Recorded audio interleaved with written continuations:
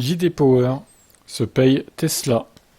Ils l'ont mis tout en bas, enfin près du bas, tandis que Dodge prend la première place. Donc, selon le résultat, la qualité des Tesla a chuté depuis l'année dernière. Le constructeur automobile basé au Texas est arrivé en troisième position parmi les 37 marques automobiles incluses.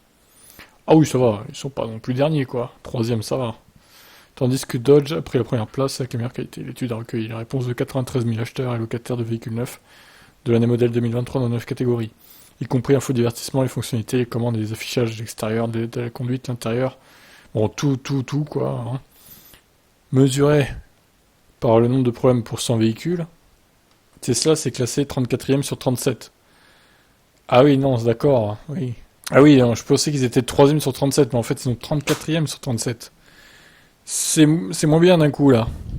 Bon, avec un score de 257 pp 100, sur une augmentation de 31 problèmes pour 100 véhicules qu'il a enregistré l'an dernier.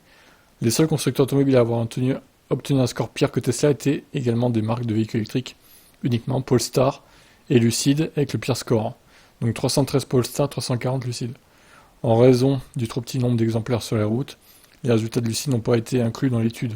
La tête de l'échantillon de Rivian était également trop petite, mais a obtenu un score de 282. Probablement à la surprise de beaucoup, l'étude a révélé que Dodge avait la meilleure qualité avec un score de 140, suivi de près par Ram 141 et Alfa Romeo 143. La moyenne de l'étude s'élevait à 192, soit une augmentation de 30 problèmes pour 100 véhicules au cours des 2 dernières années de l'étude. Selon JD Power, la baisse de qualité peut être attribuée à divers facteurs, tels que l'utilisation et l'intégration croissante de la technologie dans les véhicules, les problèmes connus avec les systèmes audio continuent d'affliger les nouveaux modèles.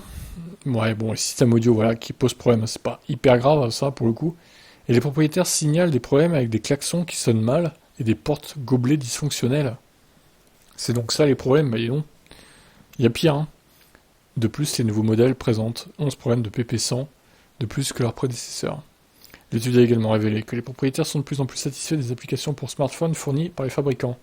Les taux d'utilisation de ces applications en particulier parmi les propriétaires de VE sont élevés. Les clients les utilisent principalement pour surveiller le processus de charge. Oui, effectivement, moi ça m'arrive d'utiliser pour le Kia. Je regarde de temps en temps. Il faut pas trop en abuser parce que ça peut pomper un peu la batterie à 12 volts du coup, donc avec parcimonie on va dire.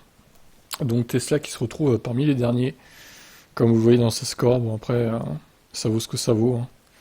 Je vois que Kia est dans le top 10 du coup, incroyable. Hyundai par contre un peu plus loin. Milieu de classement on va dire, milieu de tableau.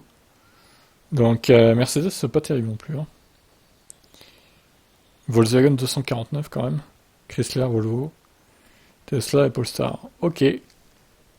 Bon, bah écoutez, ça va donner du grain à moudre à ceux qui disent que les Tesla sont pas fiables et mal finis. Voilà. Je vous laisse commenter cette étude.